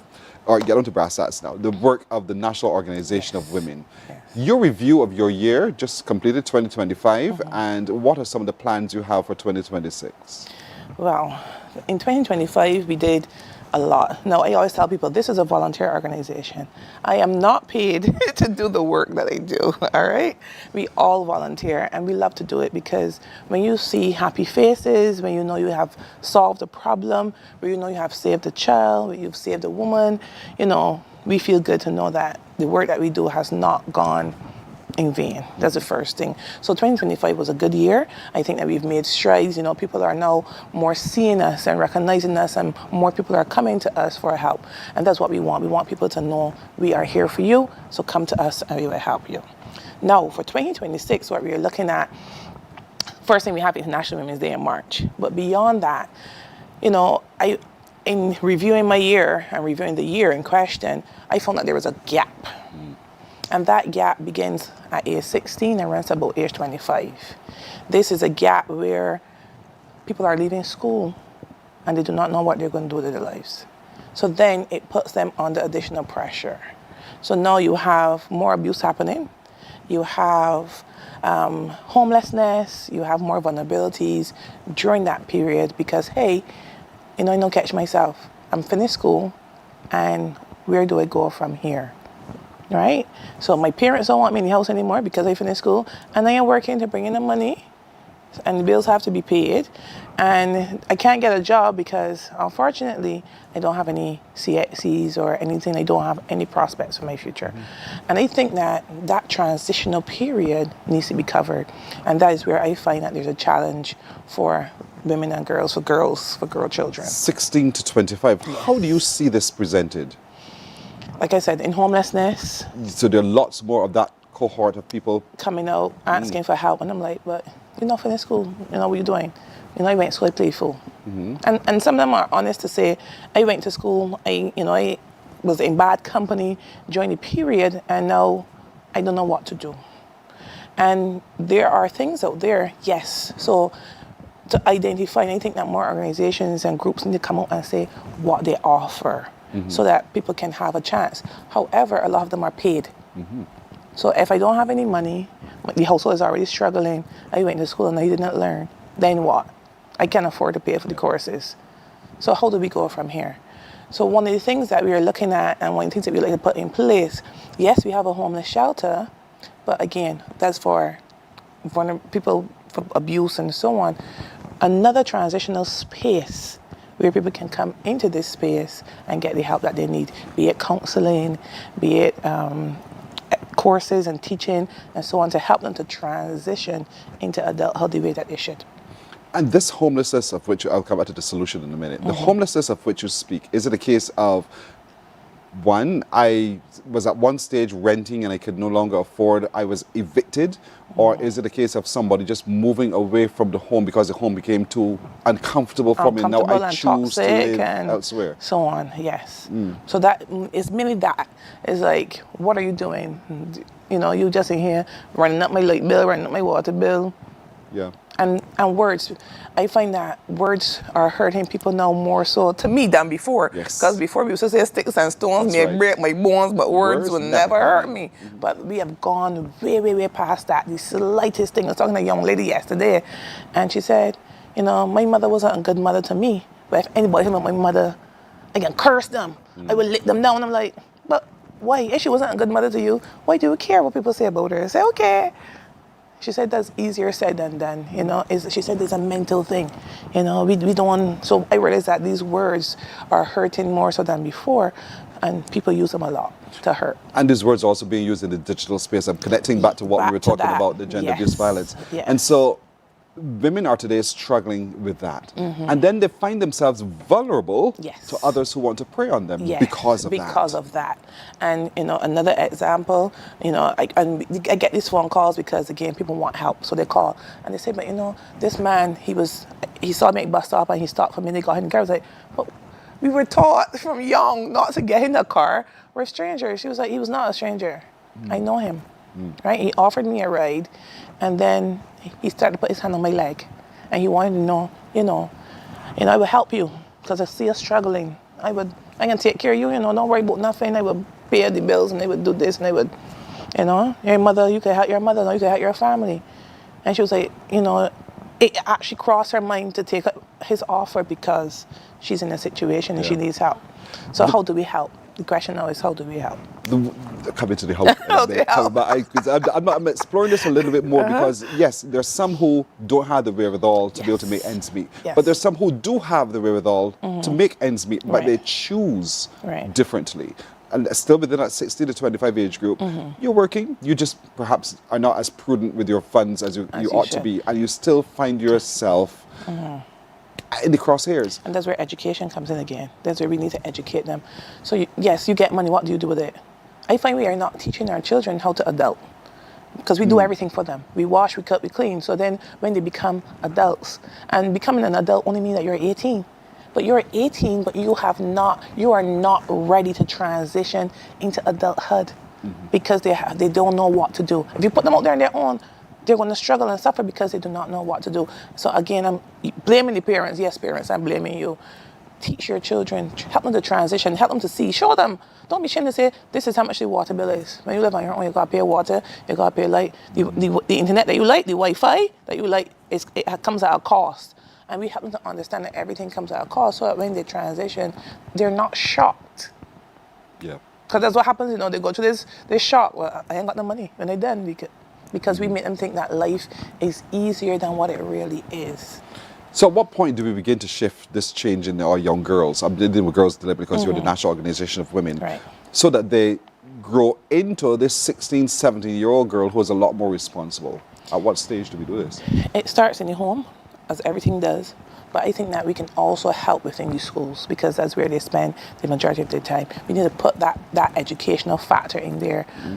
I don't know what we're going to call it, but we need to put it in the schools so we can help them to understand, listen, you may have one shot at this, you may get two, depends on, you know, how good you are. But right now, you need to make some decisions. You know, if you continue on this path, show them reality. If you continue, I find that we like to put a plaster on the sore as opposed to trying not to get the sore in the first place. So the 3 P's, protection, we need to help them to protect them. We need to teach them as well so that when they can transition into adulthood the way that they can. Talk to us about, if we do not, what you see to be the dangers. So or the again, outcome. if we do not, we're going to have more abuse because it happens when you're not in that space. And, you know, there was a video that somebody told me about this morning, circulating yesterday, where the woman was saying that if he doesn't beat me, he doesn't love me. I was like, that was in Barbados. I said, yeah, you didn't see it? I said, no, I didn't, right? I'm in the wrong circle, so I haven't seen it either. I didn't see it either. So she said, I sent it to you. I said, well, I'll look at it later. But again, then you have this situation now where I am vulnerable. So anybody that comes and show me what I may consider to be love, I gone. Even if it means I'm getting abused, if it means I'm being treated badly, whatever that means. Sometimes we have then, I'm laughing, but when I'm thinking about it, I'm trying to figure out, should I really say this? 5 and 6 children later, by age 21, and I'm like, how did you have 5 children by age 21? Like, because again of that's abuse. But we don't see it that way because we say, you know what? But she's 18, or he's 19, so they're adults. You've transitioned to adulthood by way of age, Yes. but not by way of maturity. And if we don't arrest it, then we have some problems because the cycle continues. You can't tell it stop because you yourself are so caught up in that cycle as well. Yes. I want to take a look at the solutions as you've been biting on your bit to tell me about, but we'll take a break and we'll come back and look at those in just a moment. No problem. Morning, morning, morning. Good morning. Good morning to you.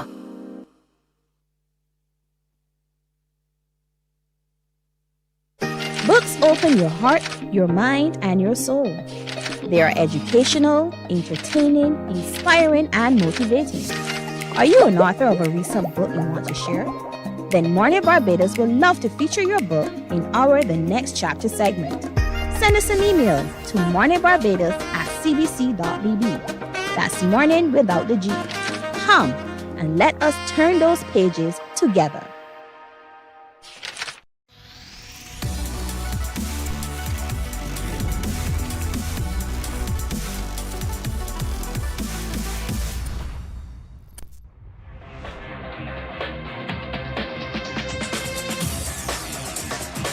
Week after week, Scold presents exciting reports and documentaries on the most varied topics of our time. Spectacular developments and innovations, lifestyle and trends of tomorrow. Morning, morning, morning. Good morning. Good morning to you. 18 minutes to go to the hour of 8 o'clock. We're with the president of the National Organization of Women as we not just review and take a look at what's happening in society, but we also want to look at solutions. The reality is that there are a cohort of young women between 16 and 25 years old, that's 9 years, a difference there, who are dropping out.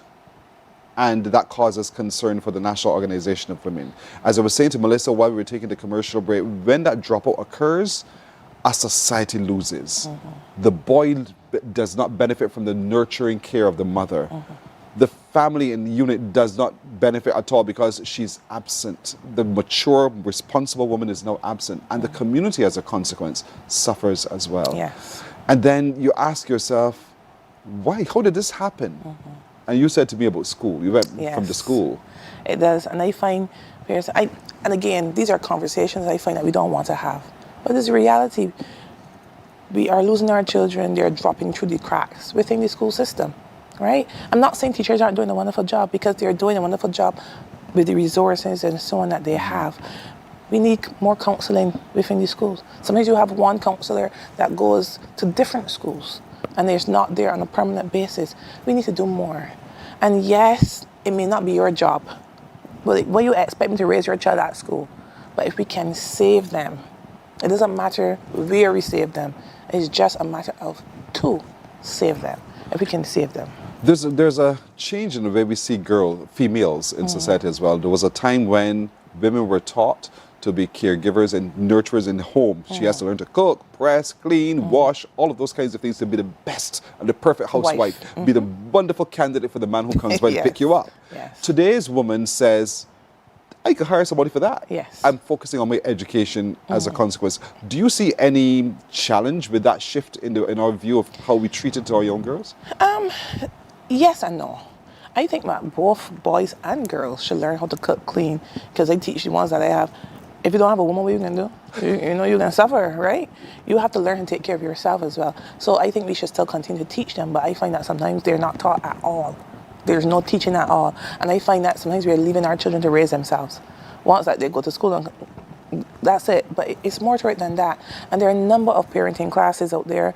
But people are, again, take them up. Don't think that I'm a good mother. Okay, but still go. There might be something that you can learn. So go to the parenting classes. You know, I'm advocating still for more counselors at school, because if you're a teacher, teachers see things that everybody else don't see, because you realize this child is always late. You know, they don't pay attention. They're always falling asleep. Something's happening within this home, so that these children can get help. And then the other thing I'm asking for is that transitional space between 16 and 25. And you know what I would like it to be? My ideal, my big ideal for this would be like a home where they can come in and they can live, even if it's just for 2 years. So they can have that nurturing, that care, the education, and transition from there. So they're not going to be there permanently, but at least a minimum of 2 years. They come in, they will be assessed, and they can live. They have somewhere, a safe space. And that's what I'm calling it, a safe space where they can live, grow, and develop into that adulthood. Because here's what's going to happen to me and you. I'm going to die. That's what I'm saying. So if we don't have the youngsters coming up to help take care of us, what's going to happen? We're going to just be walking about the street aimlessly, you know? Yes. We have to have that continuation. And it starts somewhere. It starts in your home. It goes into the schools. And we need mentorship. So the other solution is, if you see a young lady out there and she needs help, women, please, I'm asking you, grab them, hold them. It's going to be hard. But mentor them, teach them the things that you yourself at that age that you would love someone to tell you. Because sometimes I think we thought like we were born big. Yeah. No, we went through it. I went through it. And I would have been glad for someone to come and hold my hand. And many people did. So then do that. And that's why I'm constantly doing it for others. Holding their hand and say, hey, let me see how best I can help you. It brings back the concept of being one's brother's keeper. Yes. Sister's keeper in this instance now, where individual reach out to help the other individual. Yes. And that's important indeed. And so organizations are also called upon to do so. I know because of your collective body of organizations, there are many avenues that people can reach out to. There are, but again, it's all fragmented.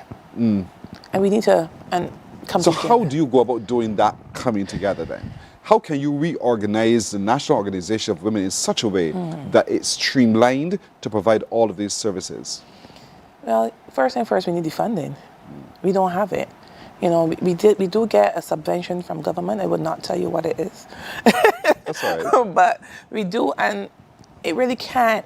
Do we now? It can't. It really can't. It really can't touch the areas that we would like it to touch. But we do have the services. We have the Young Women Christian Association. They have the courses and so on. But again, we are asking corporate Barbados to help us, because obviously, like I said, the money definitely cannot even, drop in the bucket and to pay for these courses. Now, what I'm also seeing in Pearson is that children leaving school, and we put them, because compliments of one of our sponsors, they give us a set of free courses. And we put them in these courses to say, okay, good, we can help them. And then I realized, no, because they're not even at that level. So we put them in courses so they can go on CXC.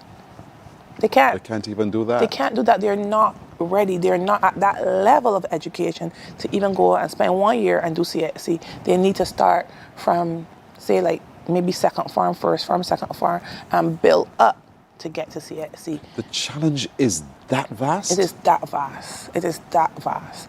They go to do the CXC courses and say, but I don't know this, I can't understand this. I'm like, but why? And then on retrospect, they're too below. They need to now be built up. So then again, there's another gap. How do I help? Where do I find somebody to teach them from first form to full form knowledge in order for them to be able to sit CXC? Because they're not going to teach it in that short period of time that they're putting you in that class to do CXC.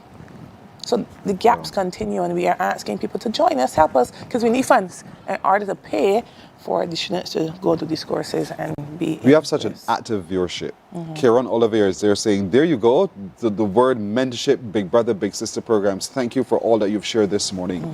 And we see the benefit, but I'm still stunned, and maybe I shouldn't be, at the level of remedial work that needs to happen. It's a lot. It's a lot. It's a lot. I was even saying to someone last night, the position that I hold now, this needs to be a full-time position. doing this on a volunteer between a 9 to 5 job. You need a full secretariat. Enough. This needs a full secretariat. So if anybody out there listening and can give us a secretariat, can sponsor us, there's lots of work to be done, Pearson. There's a lot, it's vast, and it does take a lot of time, energy, and resources. And I agree with you on the request for secretariat, because that helps with the ability to coordinate more efficiently and effectively as well. And while many umbrella organizations fall under the National Organization of Women, at the same time, because they have their own structure, yes, they see themselves as quasi-independent. Yes. And that in itself can also be a bit of a challenge as well. So you need a space where everyone sits at the table, so to speak, or in the room, to be able to come up with a plan that we all can go on the same path towards. Kieran continues, please take these conversations into our schools or PTA meetings. One many hands, one strength. PTA meetings. We know over time that those have not been getting the kinds of response that we would have wanted at all. Carol Martin says, my mom raised us to be independent, and I raised my children the same way. Is it, Carol, tell me, is it a girl child you raised that way? Or when you say children, you're talking both genders here? Because I think, as Melissa was saying, the 16 to 19 cohort, the girl children are suffering. They're having a challenge. We're seeing a challenge with our girl children. And whether or not we want to let them as children, we want to zero in on the girl child. And how we'll be able to find programs to be able to respond to those girl children. Yes. And so you said YMCA, YWCA, all of the organizations. I Am a Girl, Sir Optimist. There are organizations out there, Women of Purpose. However, again, everything is fragmented. I know the government was trying to put, again, all the services, social service under one umbrella body, and I even think that too could be a problem. It could work, but it really needs to be streamlined. And the complaints that we get sometimes is that I went to the child care board, they sent me to this other organization, and this body sent me here. So that child had to recap that abuse about 5 different times.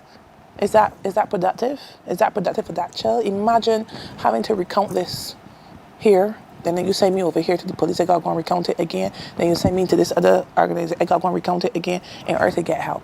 So then people don't want to come for the help because they do not want to put themselves or their children through that trauma over and over and over again.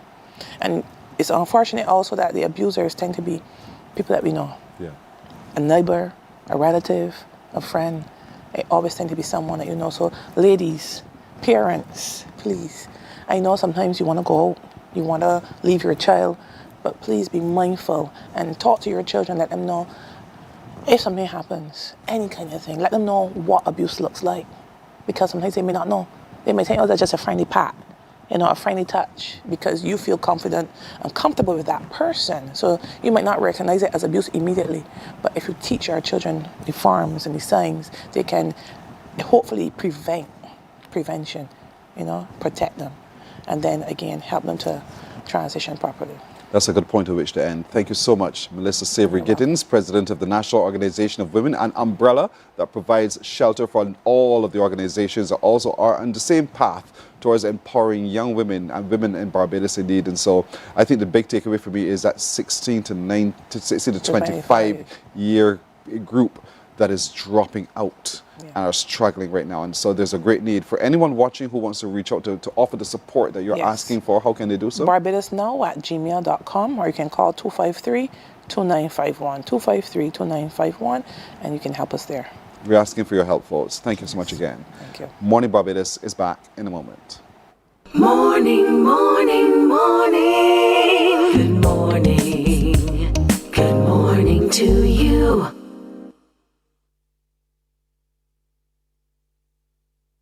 Some ask, what makes Barbados so special? We at Mornin Barbados say it's you, our exceptional youth. You are talented, resilient, and inspirational.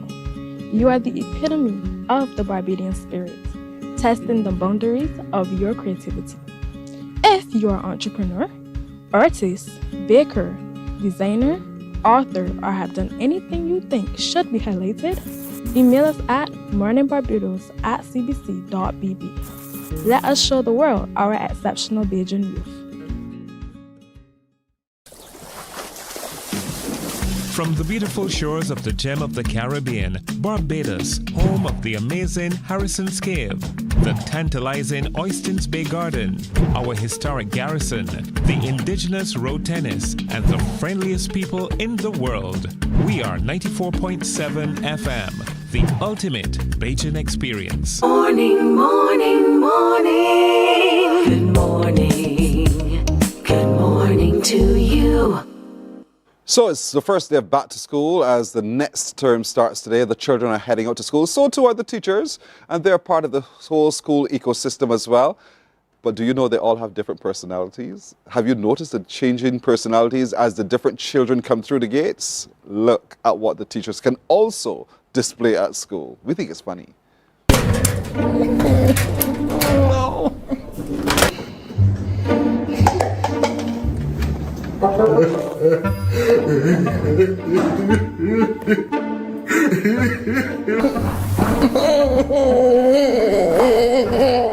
Happy first day of school! Happy first day of school, trash can! Happy first day of school! First day of school! Perfect. Happy first day of school, flowers! Oh, it's gonna be such a great year! Yay! Sorry to bother, but you wouldn't happen to have an extra lesson plan I can borrow? No? Hey, do you have an extra DVD lying around by chance? Last time. Okay, thanks. Hey, do you have any extra pencils I could have? Have you seen my students? Oh my gosh. Okay, I've got this. I'm here. Hi, guys. Oh my God, I'm so good to see you. Oh my gosh. Oh, okay. Oh, not my desk. Okay, here we go. Okay, we got this, guys. Here's the deal. I have the planning book. I just need to get into it. If you'll just give me a second, we've got this. Do a bell ringer or something. Jimmy, just go write the date on the board. What date is it even? I don't even know. Cash. All right. Okay, guys, you just do you. Just talk amongst yourselves. I got this.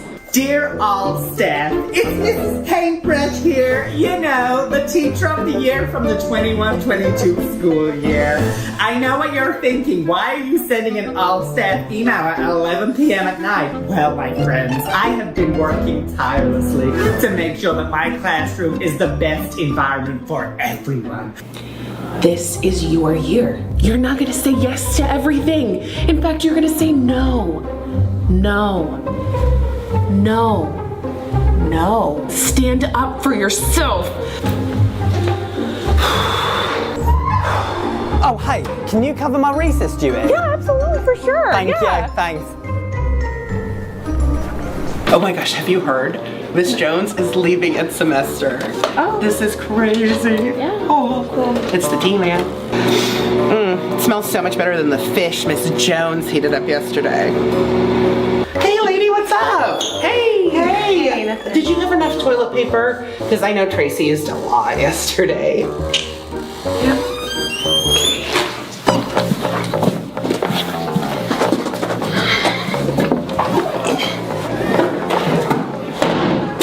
All right, everybody, I want you to be quiet. And be quiet right now. Now, in a perfect world, I would only have to say this once. But seeing that this is the beginning of the school year, I will have to repeat these expectations all month long. Now, let's begin our lesson. What I need you guys to understand is...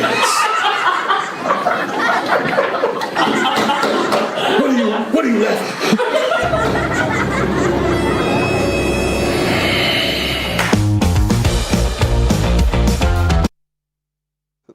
I kind of like the hot mess teacher. Have you ever met any of those teachers while you were at school? I'm serious as a judge. Have you met any of them? I'm sure at some point in time we would have encountered, whether it was at school or within the workforce, people who have those personalities as well. So that's part of the reality of the school, and that's part of the reality of teachers who also have to manage their way through schools as well. A funny view, a funny look at it. As you saw, it was part of a comedy tour on teachers. And so we thought just to bring a little bit of lightness to the day today, that you will have a better today indeed. So it's back to school, children. Remember, as you head out to school today, put in your mind you are prepared to do something fantastic today. We expect you to do so. And so we join in saying to all of you, my little crew and me, thank you so much for joining us today. Have a great day at school, children, and be it the will of the Lord, we will see you tomorrow. Wake up, wake up, wake up, wake up. Barbados, get up. Good morning.